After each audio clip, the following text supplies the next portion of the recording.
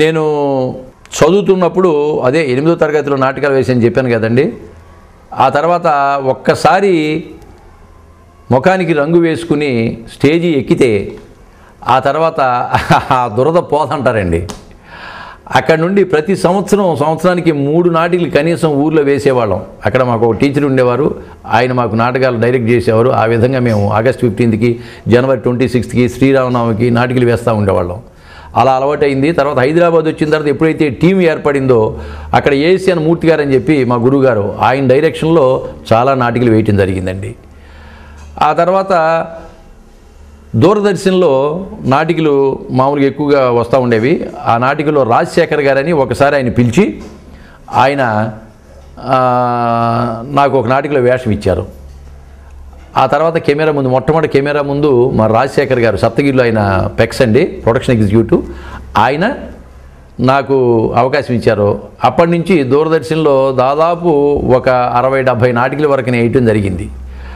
ఆ కెమెరా ముందు అక్కడ చేసిన అనుభవమే తర్వాత సీరియల్స్లో చేయాలనిపించింది. ఆ తర్వాత ఈటీవీ 2లో, ఈటీవీలో, తర్వాత ఆర్ఆర్, ఈ ఛానల్ అన్నింటిలో కూడా సీరియల్స్లో నేను వేయటం జరిగింది. ఆ తర్వాత కొన్ని సినిమాల్లో కూడా చేశానని. అంతకుముందు 1986లో చైతన్యం అని సత్యమూర్తి గారు, జి సత్యమూర్తి గారు, వారి అబ్బాయి ఇప్పుడు దేవిశ్రీ ప్రసాద్ ప్రముఖ సంగీత దర్శకులు, ఆయన దర్శకత్వంలో చైతన్యం, సూపర్ ఎక్స్ప్రెస్, బావగారు, ఈ సినిమాలో కూడా చిన్న చిన్న వేషాలు చేయటం జరిగిందండి. ఆ తర్వాత సినిమాల మీద మోజు పెరిగి ప్రయత్నం చేద్దాం అనుకున్న టైంలో పిల్లలు చదువుతున్నారు కదా, చదువులు అయిన తర్వాత ట్రై చేద్దామని చెప్పి పిల్లలు చదువులు అయ్యే వరకు నేను ఆ ఫీల్డ్లో కొంచెం దూరంగా ఉన్నా. పిల్లలు 3 ఇంజనీర్లు చేశారండి. వారు 3 పెళ్ళిళ్ళు చేశాం. అల్లుళ్ళు 2, కోడలు కూడా ఇంజనీర్లే.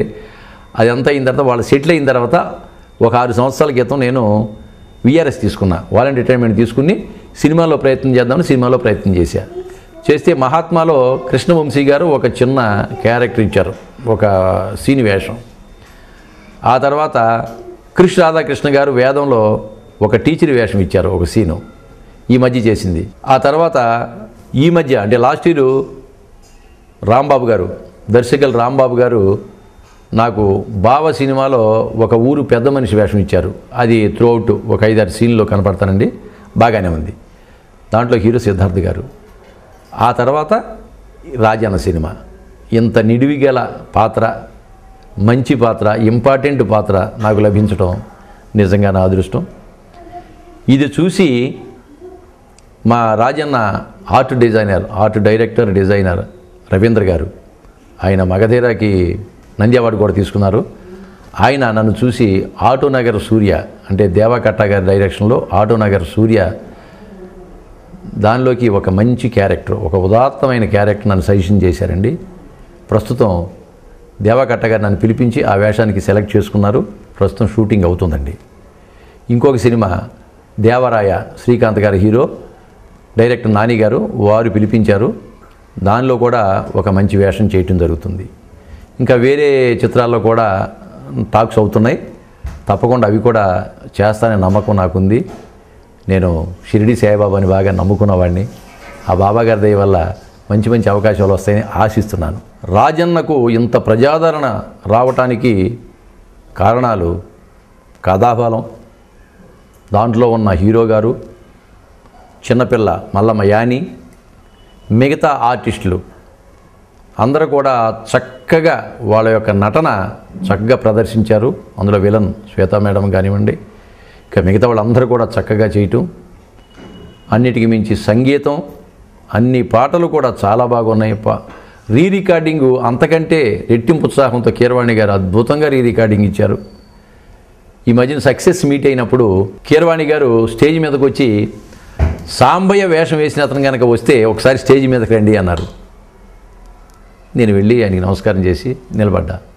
నేను ఒక డైలాగ్ చెప్తానండి అన్నారు. చెప్పండి సార్ అన్న. సాంబయ్య మల్లమ్మ రాజన్న కూతురు కాదు సారు అన్నానండి. అంతే, ఇక చాలు.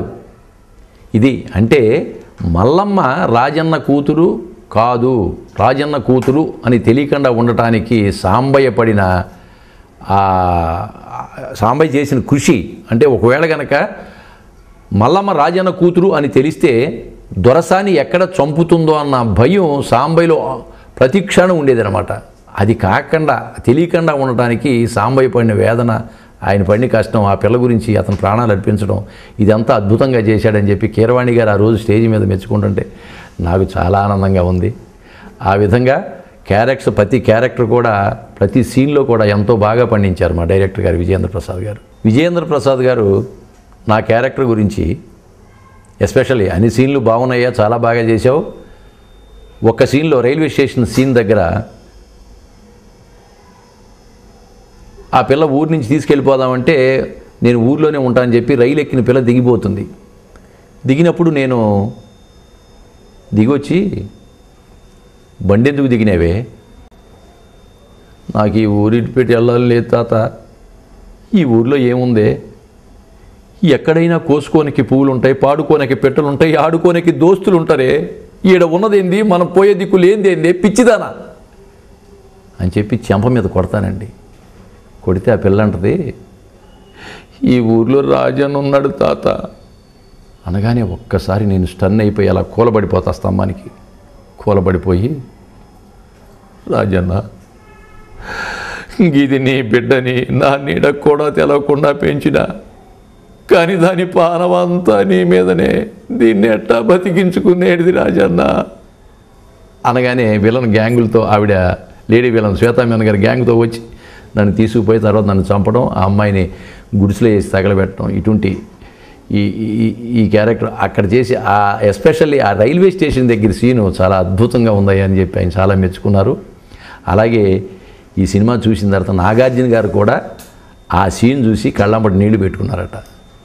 తర్వాత కీరవాణి గారు విజయేంద్ర ప్రసాద్ గారితో అన్నారట, నాన్నగారు ఒక ఆర్టిస్ట్, కొత్త ఆర్టిస్ట్ని మీరు ఇంట్రడ్యూస్ చేయడం చాలా బాగుంది, ఆయన ఎందుకంటే ఆర్టిస్ట్ ఎవరో మనకు తెలియదు, సాంబయ్య పాత్రే కనిపిస్తుంది, మంచి ఒక కొత్త ఆర్టిస్ట్ని మీరు చిత్రసీమ పరిచయం చేశారని చెప్పి కీరవాణి గారు అన్నారని విజయేంద్ర ప్రసాద్ గారే నాతో చెప్పారు.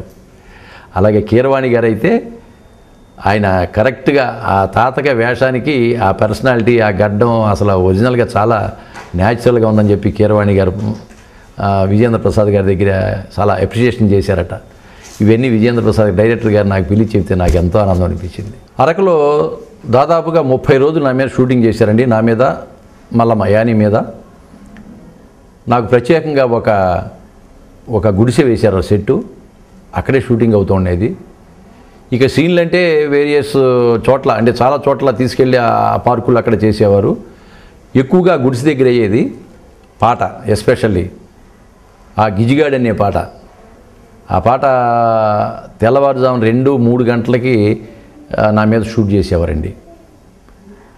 అప్పుడు స్వర్ణ మేడం కొరియోగ్రాఫర్, ఆవిడైతే ఎంతో కష్టపడి చాలా అద్భుతంగా మా విజయేంద్ర ప్రసాద్ గారు అక్కడే కూర్చుని ఒక శాలువా కప్పుకుని అక్కడే కూర్చుని ఆ చలిలో అందరూ వణుకుతూ ఉండగా మాకు ఈ షూటింగ్ అయిందండి. నాకనేవారు అక్కడ ఆ పాటలో బయటకు వచ్చినప్పుడు వణుకుతుండాలయ్యా అనేవారు మా కో డైరెక్టర్ గారు రవి గారు, ఆదుర్తి రవి గారు. వణకటానికి ఏముంది సార్, మామూలుగా ఈ చలికే నాకు వణుకొస్తాం సార్ అన్న నవ్వుకునేవారు. ఆ విధంగా షూట్ చేశారు, ఎంతో కష్టపడి చేశారు. ఆ పాట మరి అందరికీ కూడా, నాగార్జున గారికి కానివ్వండి, మిగతా వాళ్ళందరూ కూడా ఆ పాట ఎంతో బాగా నచ్చింది. అలాగే డెత్ సీన్ కూడా, నా క్యారెక్టర్ చనిపోయినప్పుడు విజయ్ గారు, ఫైట్ మాస్టర్ విజయ్ గారు ఆ క్రేన్స్తో నా తాళ్ళు కట్టి పైనుంచి అలా 5-6 సార్లు కింద పడేసేవారు, అంటే ఆ గెడ్డబొలుకు దిగినట్టుగా చూడడానికి. అదొకటి చాలా కష్టపడి చేశాం. అది ఒక రాత్రంతా ఆయన కష్టపడి చేశారు విజయ్ గారు. అంతేకాదు నేను విలన్ శ్వేతామేనన్ మేడము నా మనవరాలను కొరడతో కొట్టినప్పుడు కూడానండి, ఆవిడ సరిగ్గా ఎఫెక్ట్ రావట్లేదు, మీరు కొంచెం గట్టిగా కొట్టాలని చెప్పారు విజయ్ గారు. కొడితే ఆవిడ నిజంగానే గట్టిగా కొట్టారండి. అది కూడా హంటర్ కూడా డమ్మీది కాదు, ఒరిజినల్. దాంతో ఒక్క దెబ్బ కొడితే నాకు మీరు చూసే ఉంటారు, వీపు మీద మామూలుగా తేలిపోయింది, మామూలుగా ఎర్రగా. అది ఒరిజినల్గా కొట్టిన దెబ్బేనండి. ఆ తర్వాత చాలా బాధపడి పాపం శ్వేతామేనన్ గారు కొంచెం క్రీమ్ లాంటి తీసుకొచ్చి ఆవిడే రాశారు. అలాగూ కష్టపడి చేశాం. అంత చేయబట్టే క్యారెక్టర్ కూడా కొంచెం సక్సెస్ అవ్వడానికి కారణం అనుకుంటున్నాను. ఇన్ని విధాలుగా ఎంత కష్టపడి చేసినా పిక్చర్ సక్సెస్ అవ్వటం వలన ఇవన్నీ మర్చిపోయి ఎంతో ఆనందానుభూతులు మేము పొందుతున్నాం ఈ రోజున. దానికి అంతటికి కారణం మా దర్శకులు విజయేంద్ర ప్రసాద్ గారు, కో-దర్శకులు ఆదుర్తి రవి గారు, వారి బృందం, అలాగే సుప్రియా మేడం వారి బృందం, అన్నపూర్ణ స్టూడియోస్, అలాగే నాగార్జున గారు, హీరో నాగార్జున గారు, కీరవాణి గారు, రాజమౌళి గారు వాళ్ళ ప్రోత్సాహం, అలాగే మొత్తం టీమ్ యూనిట్ 24 క్రాఫ్ట్స్ అందరికీ కూడా నేను హృదయపూర్వకంగా నా యొక్క కృతజ్ఞతలు తెలియజేసుకుంటున్నాను. ఈ పిక్చర్ సక్సెస్కి కారణాలు ముఖ్యంగా కెమెరామెన్ అండి. శ్యామ్ కే నాయుడు గారు, పూర్ణ గారు, అనిల్ బండారే గారు, వీరు ముగ్గురు కూడా ఈ పిక్చర్ సక్సెస్ అవ్వడానికి చాలా కారకులండి. వాళ్ళు ప్రతి షాటు ఎంత కష్టపడి చేసేవారంటే కెమెరా అనగానే వాళ్ళు లైట్లు కానీ లైటింగ్ చేసుకోవటం కానీ అన్ని వేరియస్ యాంగిల్స్ వాళ్ళ ఫ్రేమ్ సెట్ చేసుకోవడం అద్భుతంగా చేసేవారు. అందులో నా పాత్రకి శ్యామ్ కే నాయుడు గారు ముగ్గురు చేశారండి. శ్యామ్ కే నాయుడు గారు, పూర్ణ గారు, అనిల్ బండారి గారు చేశారు. ఎస్పెషల్లీ పాట విషయానికి వస్తే పూర్ణ గారు మొత్తం పాట అంతా పూర్ణ గారు చేశారు. వారందరూ కూడా శ్యామ్ కే నాయుడు గారికి, పూర్ణ గారికి, అనిల్ బండారి గారికి నా యొక్క హృదయపూర్వక కృతజ్ఞతలు తెలియజేసుకుంటున్నాను.